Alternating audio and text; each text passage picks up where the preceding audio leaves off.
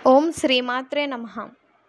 ఒకానొకప్పుడు కాశీనగరంలో జరిగిన యథార్థ సంఘటన మీకు చెప్పబోయే కథ.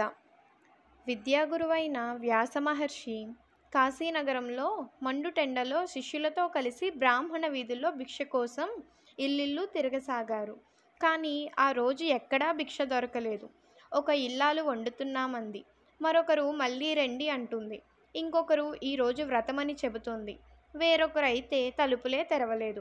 అప్పుడు వ్యాసుడు ఇలా అనుకున్నాడు: కాశీనగరంలో గృహిణీలు భిక్ష కోసం వచ్చిన వారిని పరమేశ్వరుడిగా భావించి అపురూపంగా ఆదరిస్తారే, భక్తి శ్రద్ధలతో అతిథి దేవోభవ అనే భారతీయ సాంప్రదాయాన్ని పాటిస్తూ భిక్ష సమర్పిస్తారు. అలాంటి స్త్రీలు ఉన్న ఈ నేలలో ఒక్కరు కూడా భిక్ష సమర్పించలేదేంటని ఆశ్చర్యంగా ఉంది. సరేలే, సాయంత్రం అవుతోంది, ఈరోజు ఉపవాసం చేద్దాం, రేపైనా భిక్ష దొరుకుతుందేమో చూద్దాం అనుకున్నాడు. మరుసటి రోజు వ్యాసుడు తన శిష్యులతో వేరువేరుగా భిక్షాటనకు బయలుదేరారు. మధ్యాహ్నం అయినా భిక్ష దొరకలేదు.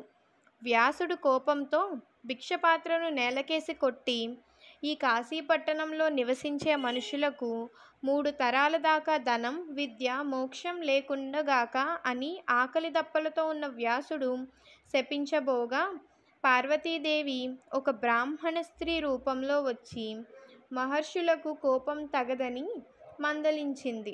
ఒక బ్రాహ్మణ స్త్రీ రూపంలో వచ్చి మహర్షిని భిక్షకు పిలవగా, మహర్షి ఇలా అన్నాడు: శిష్యులతో కలిసి భిక్ష చెయ్యాలనే నా వ్రతాన్ని విడిచి భిక్ష స్వీకరించలేను అని, అలాగే కానిమ్మని ఆ పుణ్యస్త్రీ చెప్పగా, ఆ మహర్షి శిష్యులతో గంగానదికి వెళ్ళి స్నానాదులు ముగించుకొని రాగా, ఆ ఇల్లాలు ఎదురెళ్ళి వారిని ఆహ్వానించి ఆకలి తీర్చింది.